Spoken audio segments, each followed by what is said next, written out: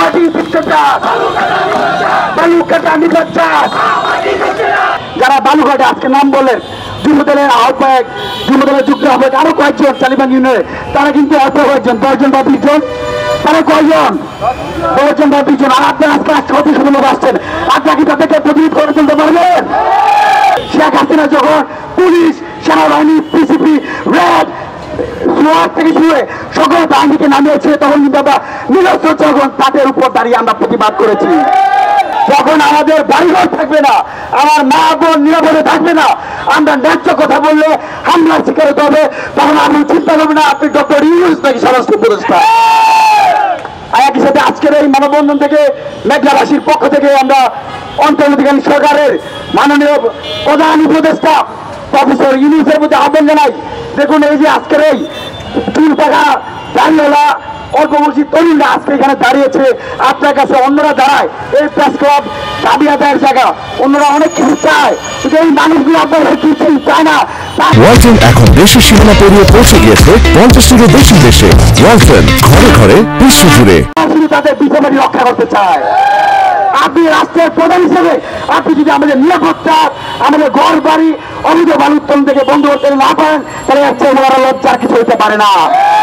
শেখ হাসিনার আমলে যখন আমরা শুনতে পেয়েছি 5টা 10টা ডেজার কাটতো, আজকে আপনার আমলে 25টা ডেজার দিয়ে অবৈধ বালু তোলা হচ্ছে।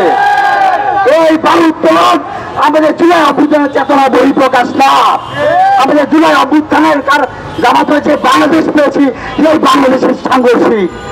আমরা সকল শ্রেণী পেশার মানুষের প্রতি আহ্বান জানাই, যারা বালুঘাটে আজকে নাম বলেন যুবদলের আহ্বায়ক, যুবদলের যুক্ত আহ্বায়ক আরো কয়েকজন তালিবান ইউনিয়নের, তারা কিন্তু অল্প কয়েকজন, 10 জন বা 20 জন। তারা কয়জন? 10 জন বা 20 জন। আর আপনার আজকে 130 লোক আসছেন, আপনারা কি তাদেরকে প্রতিরোধ করে তুলতে পারবেন?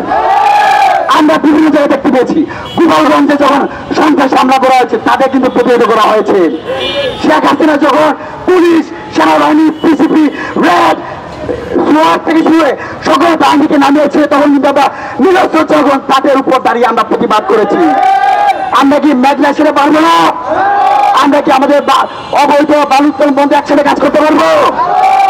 অবৈধ বালু উত্তোলন বন্ধ করে করতে হবে। মাটি বিচ্ছেদ, বালুকাটা নির্বাচন, মাটি বিচ্ছেদ, বালুকাটা নির্বাচন, মাটি বিচ্ছেদ, বালুকাটা নির্বাচন, মাটি বিচ্ছেদ, বালুকাটা নির্বাচন, মাটি বিচ্ছেদ। অবৈধ সন্ত্রাসীরা সাবধান, বালু খেলা সাবধান, চাঁদাবাজরা সাবধান। সবাইকে আজকের এই প্রোগ্রামে বিভিন্ন বাধা বিপত্তি অতিক্রম করে একইভাবে শুনেছি, আজকে যারা এই প্রোগ্রাম করবে তারপর রাত থেকে নাকি নতুন খেলা তারাই শুরু করবে। আমরা আজকে বলতে চাই, এই প্রোগ্রামে আসা একটা নেতা কর্মী, একটা গ্রামবাসীর প্রতি যদি কোনো একটা পুলিশ টোকা লাগে, তাদেরকে আমরা মরণ দুধ দেখাই দেবো, আর কোন ছাড় দেওয়া হবে না। আমাদের জীবনের শেষ নিঃশ্বাস থাকা পর্যন্ত অবৈধ বালু সন্ত্রাসের বিরুদ্ধে আমরা লড়াই করে যাব।